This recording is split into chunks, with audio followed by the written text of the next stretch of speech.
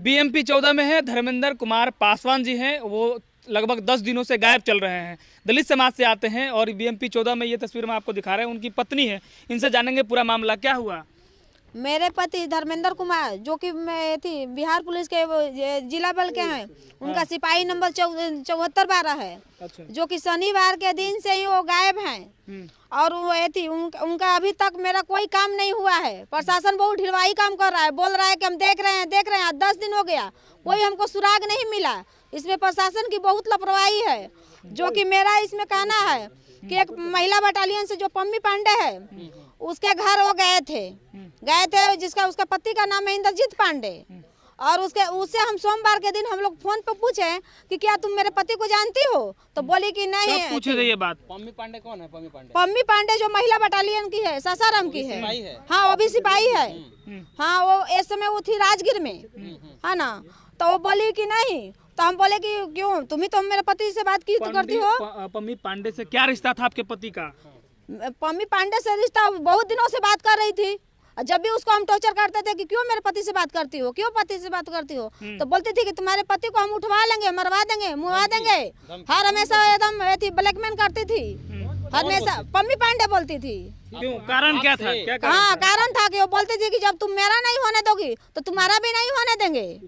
वो बोलती हाँ, थी आपको? हाँ, पम्मी पांडे बोलती थी।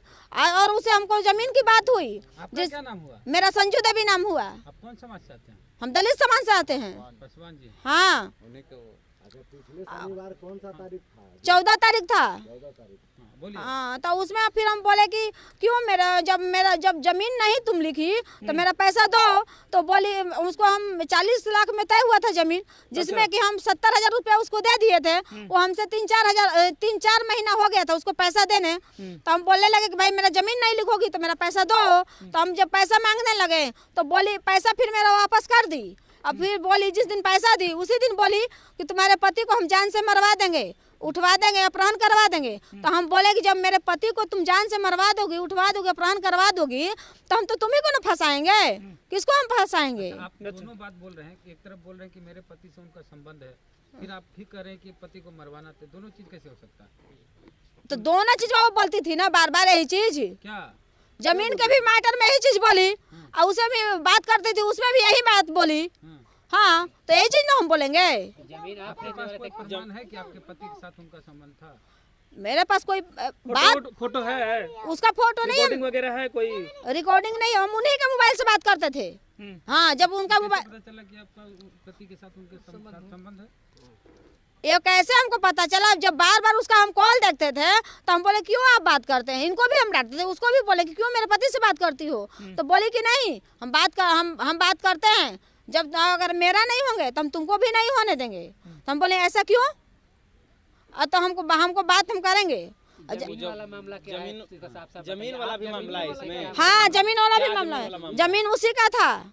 तो वो बोली कि जमीन ले लीजिए 40 लाख में। तो हम बोले कि अच्छा ठीक है, तो ठीक है हम बात करते हैं। जब हम लोग को जमीन हुआ पसंद तो उसको बोली कि ठीक है हमको बयान आप लोग दे दीजिए। तो हम बोले कि ठीक है, तो 70,000 रुपया ले लो। तो जब 70,000 रुपया हम लोग दे दिए, 3-4 महीना हो गया, तो हम बोले कि तब चलो लिखो। तो बोली कि नहीं, हम नहीं लिखेंगे, जमीन हम नहीं देंगे। हम कहने क्यों? तो हम नहीं देंगे, हमको घाटा लग रहा था। हम बोले तो तुमको पहले बोल देना चाहिए। 3-4 महीना से मेरा पैसा ली हो, आज बोल रहे हो कि नहीं लिखेंगे तो तुम मेरा पैसा दो। तो वो बोली कि पैसा दे दी, वापस कर दी। फिर उसके बाद में बोली कि तुम्हारे पति को हम जान से मरवा देंगे। अच्छा, जिस दिन गायब हुए उस दिन आपके पति आपसे बातचीत हुई, मिले आपसे? हाँ, मिले हमसे। कितने बजे गायब हुए थे? यहाँ से मतलब 4:45 के लमसम यहाँ से निकल गए हैं। वो घर से निकले थे, हाँ वर्दी में और पिस्टल लिए हुए हैं। अच्छा, पिस्टल लिए हुए थे? हाँ, बोले थे कि हमको फोटो कॉपी करा के हम आ रहे हैं। कितना बजे निकले थे? यहाँ से वही 5-5:45 के लमसम ऐसी में निकले हैं यहाँ से। तो कुछ पता चला आपको कि आपके पति कहाँ तक अभी कहाँ है? हमको कुछ नहीं पता चला है, कोई सुराग नहीं मिल रहा है। जांच बहुत लापरवाही से हो रहा है। बोल रहा है खाली थाना का हम जांच कर रहे हैं, जांच करें। हवाई अड्डा थाना। हाँ, 10 दिन हो गया, कोई हमको सुराग नहीं मिल रहा है। बोल रहा है कि हम जांच कर रहे हैं। तो ये बताइए कि 10 दिन हो गया, आज तक हमको कोई सुराग नहीं मिला। तो जब राजगीर या कहीं भी हम भेजेंगे तब तो 2-4 साल लगा देंगे, तब तो हमको कोई सुराग हड्डी तक भी नहीं मिलेगा। आपको क्या लगता है कि कहाँ हो सकते हैं आपके पति? हमको यही लगता है कि इसमें पम्मी पांडे और इंद्रजीत पांडे का 100% इसी सब का हाथ है, क्योंकि पम्मी पांडे कौन है? पम्मी पांडे के हस्बैंड है।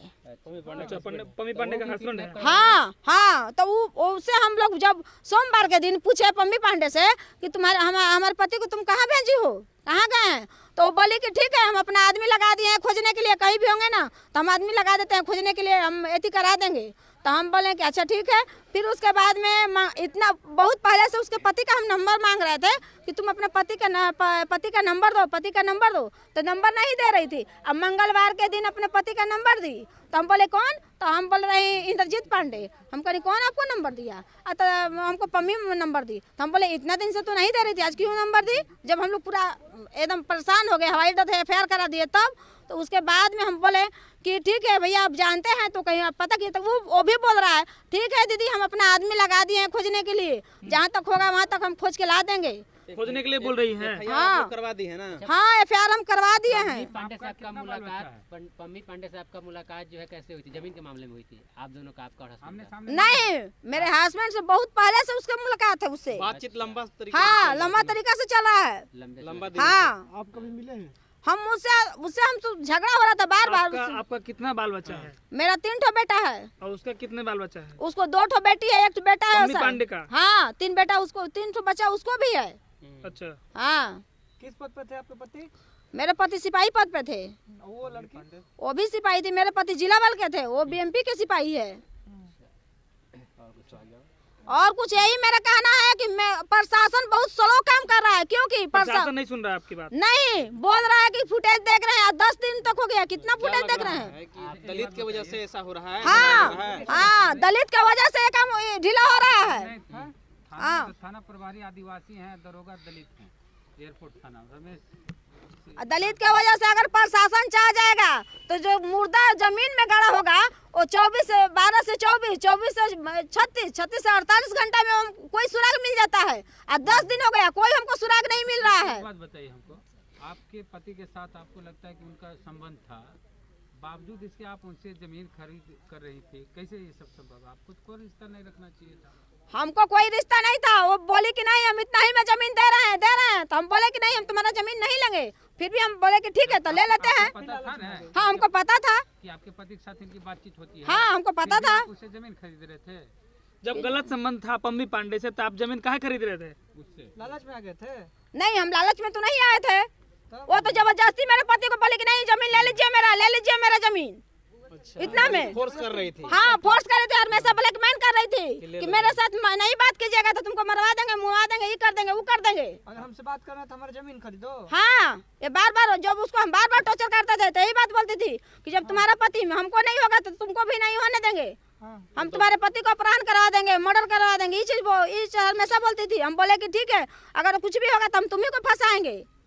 और जब एक कॉल से बात हुआ तो बोले कि नहीं हम खोजने के लिए आदमी लगा दिए हैं। कैसे आदमी लगा दी? उसका पति तो पहले 3 दिन झूठ बोला कि मेरे घर नहीं आए हैं, और जो कि उसे आदमी खोजने, प्रशासन नहीं उसका आदमी खोज रहा है। हाँ प्रशासन तभी हम लोग नहीं कुछ किए थे। तो नहीं उससे बात हुआ तो बोली पम्मी पांडे हम अपना आदमी लगा दिए खोजने लिए। यहाँ कराइए तो फिर राजगीर का मामला कैसे आ गया? राजगीर में वो पोस्टेड थी, राजगीर में वो थी महिला बटालियन जो पम्मी पांडे है। पम्मी पांडे? हाँ आपके पति वहाँ गए थे राजगीर? राजगीर नहीं गए थे, लेकिन वो राजगीर में थे ना, तो उससे हम लोग फोन पर पूछे तो बोले कि ठीक है हम अपना आदमी लगा दिए हैं खोजने के लिए। नहीं आपके पति से उनकी मुलाकात हुई अंतिम समय में जब से गायब हैं तब से? नहीं हुई है, फोन से हुआ है संपर्क। किस पम्मी पांडे? हाँ बात हुआ है फोन से, लास्ट कॉल उसी का है। लास्ट कॉल आपके उनके फोन में पम्मी पांडे का? हाँ पम्मी पांडे का है लास्ट कॉल। आपको पुलिस बताया हमको, CDR से हमको बताया पुलिस। हाँ लास्ट कॉल उसी से है।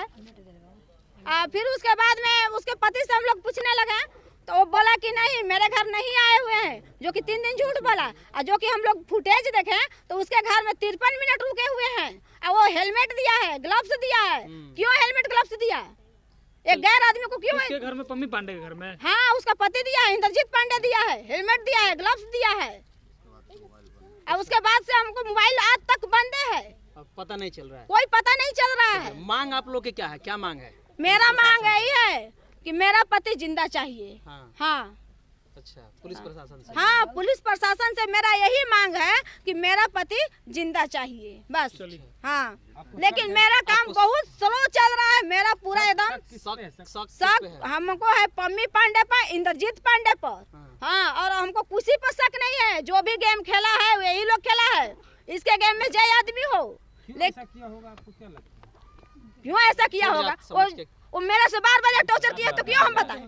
मैं उसी के घर से गया है मेरा पति। अगर अफेयर के मामले से अगर गायब करती वो महिला, तो वो महिला भी गायब होती, लेकिन वो महिला है अभी।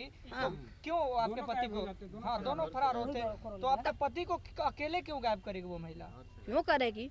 वो तो बार बार हमको टॉर्चर किया है, तो बार बार उसी का ना हाथ है जी। उसके घर में 53 मिनट रहे हुए हैं, और उसका आदमी दिया है इंद्रजीत पांडे, हेलमेट दिया है, ग्लव्स दिया है। आपके पति और आपके किसी लोगों से लड़ाई झगड़ा भी था? नहीं, हमको पटना में किसी से लड़ाई झगड़ा नहीं है। आपके पति के साथ झगड़ा होता था? किससे? आपके पति से? हमसे? नहीं, हमसे कोई झगड़ा नहीं है। कि आपसे नाराज होके चले? नहीं, हमसे कोई झगड़ा नहीं है, कोई झगड़ा लड़ाई नहीं है हमसे। जब लास्ट दिन यहाँ से निकले थे आपके यहाँ से, हाँ, आपसे अच्छे से बातचीत कर? एकदम अच्छे से बातचीत करके गए हैं, फोन पर भी बात हुआ है, कब आइएगा? तो ठीक है हम आ रहे हैं थोड़ा देरी में। हमको 6 बजे तक बात हुआ है, बोले कि ठीक है हम आ रहे हैं। 5:30 पौने 6 बजे तक बात हुआ, तो बोले कि ठीक है हम आ रहे हैं। हाँ, 7:30 बजे हम कॉल किए तो मोबाइल कोई मेरा फोन काट दिया, उसके बाद में फोने नहीं लगा।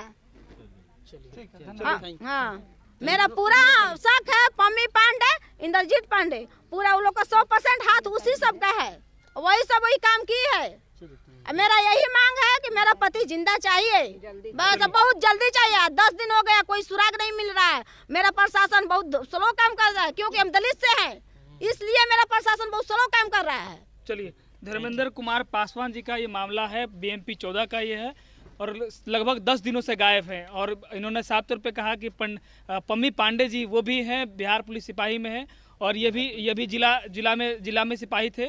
और साफ तौर पे इनका कहना है कि 10 दिनों से गायब हैं, और कोई CCTV फुटेज में भी कुछ मिले हैं, जो पटना का CCTV फुटेज मिला है। हाँ, फुलबारी शरीफ का दानापुर का दीघा का मिला है, उसके घर का, दीघा का मिला है, उसके घर का। हाँ। तो साफ तौर पर समझ लीजिए दलित समाज से आती हैं, और इन्होंने साफ तौर पे आरोप लगाया है कि प्रशासन भी इस पे बहुत ढीला काम कर रही है, मतलब कि सुस्त काम कर रही है। साफ तौर पे इन्होंने कहा कि दलित समाज से आते हैं, इसलिए भी काम इस तरह से किया जा रहा है। इन्होंने साफ तौर पर कहा है कि हम अपने पति को जिंदा मतलब कि मांग करते हैं कि जिंदा हमारे पति को वापस करें। पम्मी पांडे, हाँ, जिंदा मांग करते हैं। जिंदा मांग नहीं करेंगे तो क्या करेंगे? चलिए, बहुत बहुत धन्यवाद।